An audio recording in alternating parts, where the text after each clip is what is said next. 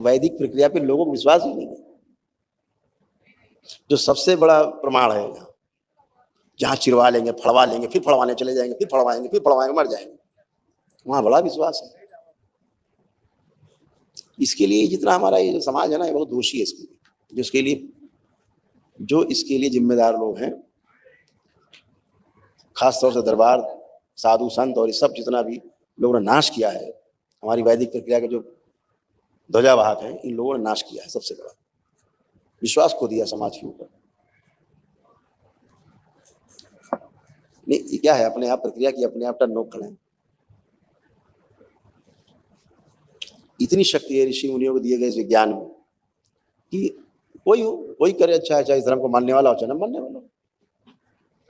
कितने मुस्लिम आते हैं जिन मतलब अपने उसे छोड़ करके और कैसे स्वस्थ होकर नाचते हुए जाते, रोते हुए आते, ऐसे करके चिल्लाते, रोते हुए, नाचते हुए जाते, ओम नमः शिवाय करते खड़े होकर दिन भर। तो आदमी तो स्वस्थ होना चाहता है, उसको आपकी पैथी से लेना देना नहीं है।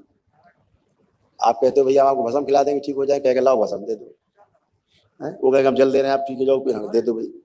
वो कहेगा होम्योपैथी है कि आयुर्वेद है कि एलोपैथी है क्या है, उससे कोई लेना देना नहीं, उसको स्वस्थ होना है। पैथी वाले आपस में लड़ते हैं, मरीज नहीं लड़ता है। मरीज तो कहता है भैया कौन ऐसा आदमी जो मैं ठीक करेगा, ये बताओ। तो वैदिक प्रक्रिया आदमी ऐसे एक दिन में ऐसे कैसे हो सकता है? अरे एक दिन में क्षण में आदमी मर सकता है, ऐसे कैसे मर सकता है? अरे क्षण मर जाता है आदमी, आप माने रहो ऐसा कैसे मर जाएगा? तो ये सब व्यवस्था है, व्यवस्था को अपनाने से सुख है, लेकिन आदमी बहुत समस्या है आदमी से। जितने भी ये जिम्मेदार लोग हैं ना इसके, उन लोगों ने हिंदू समाज के बहुत नुकसान किया है, बहुत नुकसान किया, अविश्वास पैदा कर दिया लोगों को।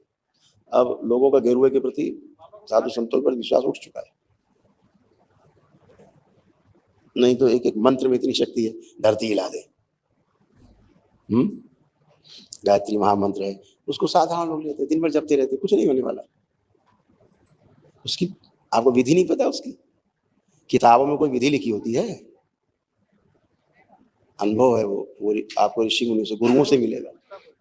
गायत्री मंत्र सक्रिय कैसे होगा आपको पता ही नहीं।